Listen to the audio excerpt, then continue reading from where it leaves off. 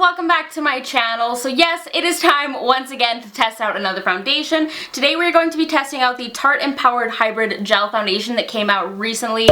If you watch my videos and if you know me, you know that I absolutely love Tarte. They are my favorite brand. So of course when I saw that they were coming out with a couple new foundations, I just had to test them out. And my review on the Rainforest of the Sea Water Foundation went up recently, so I'll have that link below as well as all my other past foundation reviews. If you just happen to be stumbling upon this video and you are new to my channel, I would absolutely love it if you would hit subscribe down below. That way you can keep an eye out for all of my future first impressions and all of my other videos as well. So first of all, the full name for this foundation is the Tarte Double Duty Beauty Empowered Hybrid Gel Foundation. This product is currently exclusive to Ulta and the Tarte Cosmetics website, which is kind of a bummer for us Canadians. It's $39 USD or $51 Canadian on the Tarte website. It is standard foundation size, and for packaging it comes in this really nice little jar. It's frosted glass, has a really nice weight to it. It feels very luxurious, and then you get the gold lid with this kind of purple kind of like chevron detailing on it. One thing with this is it's not going to be the most hygienic. You are going to have to dip something into the product to get it out every time, and every time you open it, it is also exposed to air and bacteria and everything like that. This product is available in 10 different shades, which is a pretty small range, and I chose the shade Light Sand, which is the second lightest, I believe. I've been using the Temptalia foundation matrix to match my foundations when I order them online like this. This foundation is marketed as full coverage, and it is supposed to have a natural and radiant kind of finish, which is like exactly what I want, so I'm hoping it delivers on that claim. It's also supposed to blur the look of pores and fine lines. It has hyaluronic acid in it to smooth. It's also supposed to mask the look of redness, dark spots, acne, anything like that, and they do claim that it has 12-hour wear. It's oil-free, and interestingly enough, it's also supposed to have kind of a cooling effect when you apply it. It's supposed to feel like a drink of water for your skin, they say, which I'm a little bit hot, I'm a little bit flushed right now, so I'm actually looking forward to that as well. And like all of Tarte's products, it's free of like parabens, phthalates, mineral oil, etc, etc. One thing that I'm kind of like meh about is the fact that it's supposed to also have a soft rose scent, which I can smell it very faintly. It's not too overpowering, but if you don't like the scent of roses, you probably won't like this. And for application, there is a brush that Tarte released to go with this foundation. I really wish they had just like included a little spatula or something in the box, but the reason they didn't is because they have a double-ended brush where one end is actually like a little spatula, and then the other end is like a dense, like angled kabuki style brush that goes along with this product. Today I am going to be using the Beauty Blender to apply it. I've seen some people apply it with a brush in other review videos, and it seems to kind of move the product around too much and you still get redness showing through, so that's why I'm choosing this today. So now that we have covered all of the basics and the claims for this foundation, I'm going to clip my hair back and we're going to start applying it. I just spilled a little bit of water on myself, so let's just cover that up and try to ignore it. But as per usual, I have primed half of my face with the Maybelline Blur and Smooth Primer. I usually do the left side, but today I wasn't thinking and I did my right side, so the right side is primed for this video. So this is what the product looks like when you actually open it up. One thing, the packaging is already getting messy. I haven't even used this, but just from opening it a couple times and looking at it, the rim of the jar is already like covered in product and stuff. So packaging on this is just not that great. It looks cute, it's nice to have sitting out, but not super functional. So I'm just going to take a Q-tip and kind of scoop some out onto the back of my hand. It actually already feels cooling on the back of my hand. That's actually really cool. And texture, it's thicker, but it is a gel consistency like they say. It is thick enough that it's not like sliding around on my hand at all, and I just realized I do not have my mirror in front of me, so I'm gonna grab that and start applying this foundation.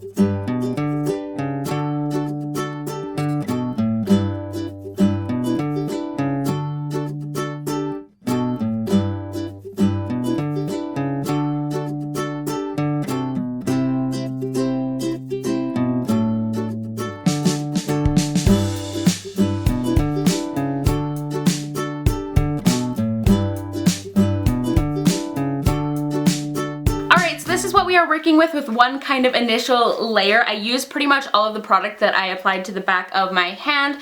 So first of all, it does have a cooling effect, which is actually really nice and refreshing. I can see this being really, really nice for summer. You do smell the rose scent when you're applying it though, so if you don't like roses, you aren't going to like this. Of course, I will keep updated on whether or not it lingers throughout the day. The shade that I bought is described as having a warm undertone. I would say it is more neutral though, just for reference if you are ordering online. The finish is very, very dewy looking right now, and I don't think it's doing me any favors in terms of texture, which is funny because it does say it's meant to blur like pores and fine lines and everything like that. But on my forehead, where like my texture isn't too noticeable at all with most foundations, it's very noticeable currently with this on. I usually don't even apply a ton of pore smoothing primer to my forehead because I just don't typically have that issue, but right now with this product I can see every little pore, every little acne scar, just everything is showing with this. So I find that very interesting. It's a little bit better on the prime side, but it's still noticeable for sure. So I'm gonna get a little bit more product with a Q-tip and see how this product builds up.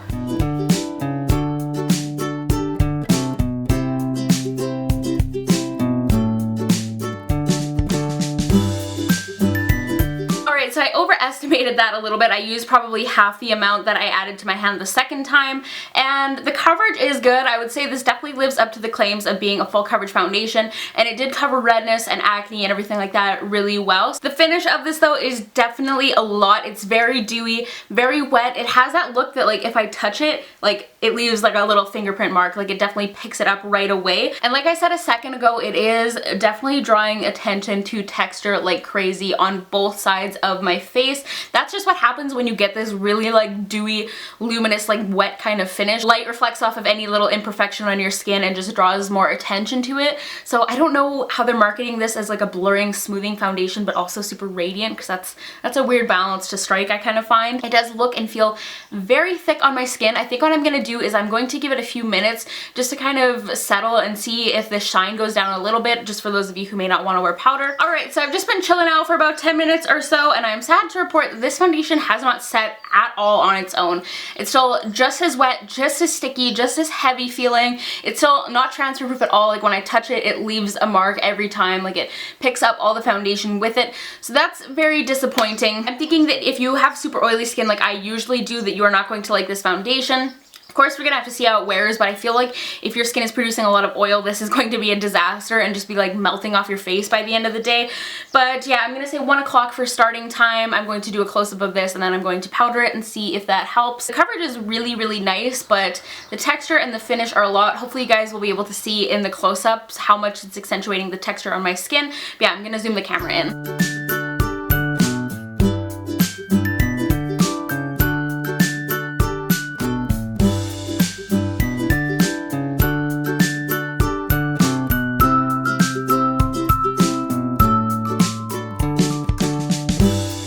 So I finished off my basic face makeup. For concealer, I used the NYX HD concealer, NYX HD powder to set that, and then I used my Bare Minerals Mineral Veil to set the rest of my face. I feel like my eyebrows are showing up very red in the viewfinder. They're not that red in real life, but anyways, surprisingly, my concealer and everything applied fairly well over top of this product. I expected it to just be like a slidey, like melty mess, but it actually wasn't that bad. I didn't really have any issues. However, I will say that this is the least transfer proof foundation I have ever tried.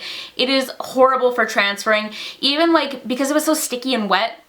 As I was applying the rest of my makeup, if like a hair got stuck to my face and I moved the hair, it would like leave a little mark in the foundation. And I feel like I had to use so much powder to cut down that shine that it's now too powdery, if you know what I mean. Aside from the fact that it gave pretty good full coverage for my scarring and acne, it's not a very flattering foundation so far, to be completely honest. I think I already prematurely mentioned that I started applying this at around 1 o'clock, so that's going to be the starting time. As always, I'm going to do my close-ups. I will be checking in with you guys later on in the day.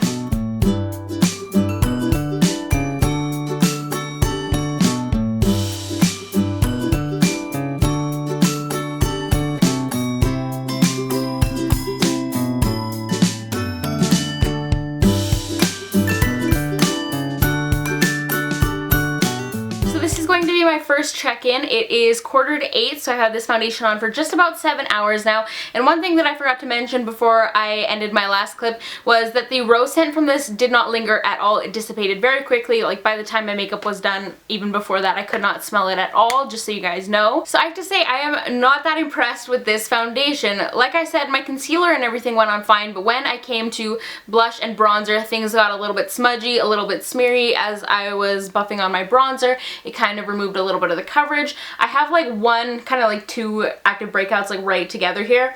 That's the only active breakouts I have on my face, and as I was applying my blush and bronzer, it kind of removed all the product from those 2 breakouts. So I did have to dot on a little bit of concealer and redo that. That is not good. As someone with acne, you do not want your foundation to come off of your breakouts when you're applying other products. It looks okay from like a distance, but when you get up close, every little bit of texture is so visible on my skin. I'm just really surprised by that. And I'm sure, as you have probably already noticed, I'm very shiny. Like, I did not apply this much highlight or anything, and I am like really oily looking. I'm not actually oily.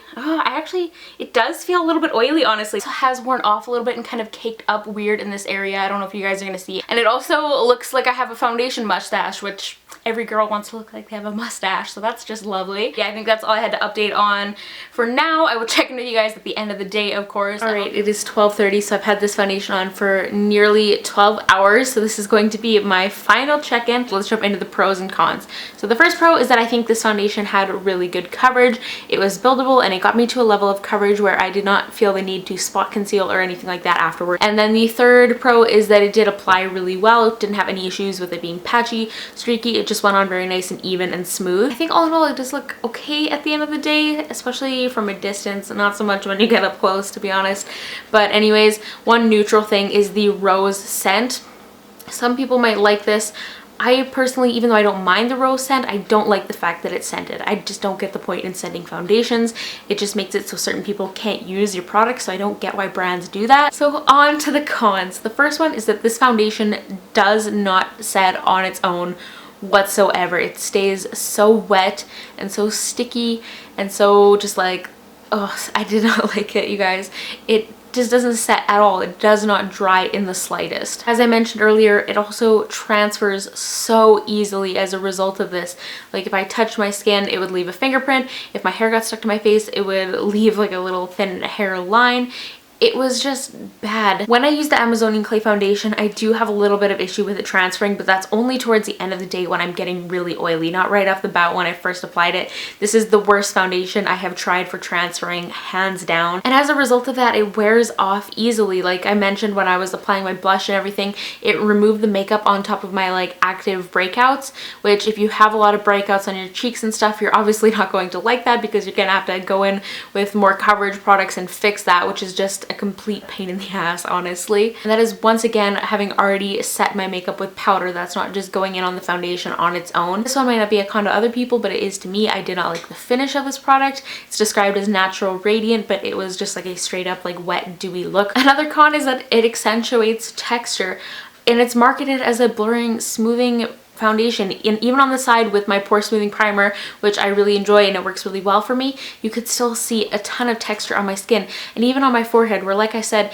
I don't have visible pores there at all unless you're this close to my face and I have zero makeup on, and it accentuated those pores and any little bit of texture on my forehead like crazy. And I've never had that happen with any other product. I also don't like the way it feels on my skin either, you guys. It's a little bit better now that I've had it on for a while, but it doesn't feel comfortable. I'm going back to the not transfer proof thing. It has worn off in some areas, like along my hairline, from me running my fingers through my hair and like putting my hair up in a ponytail and everything. It has worn off there, and like a little bit on my chin and the sides of my face.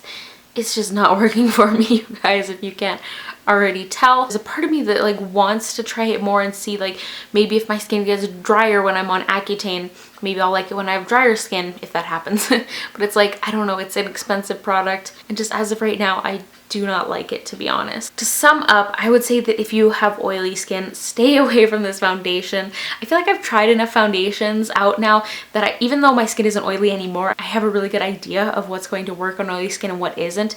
And honestly, I can tell that if you have oily skin, at the end of the day, this will be melting off your face. It will be a disaster if it's wearing off when I'm not even oily. If you have like really oily skin, steer clear of this foundation. Honestly, you're not going to like it. And even though the coverage is good, I honestly also wouldn't recommend it if you have acne or scarring on your cheeks, because it does wear off when you apply other products on top of it, which is annoying. I want to say I think this foundation would work better on dry skin, like ultra dry skin that has kind of the power to absorb a little bit of the product and the hydration from it. So if you have tried this foundation and you have dry skin or whatever your skin type is, let us know your experience in the comments below. Overall, it looks okay from a distance though. Like, it's not a completely horrible foundation all around, but it's got its problems. I'm not recommending it. I don't really like it. It's not for me. I hope you guys found this video helpful. Please give it a thumbs up if you did, and if you want to see me continue doing these foundation reviews in the future. As always, if you're new to my channel, hit subscribe down below. I really appreciate it. Don't forget to check me out on Twitter, Instagram, and Snapchat. I am at Sarah Ryan on all three, and I will talk to all of you guys in my next video. Bye guys.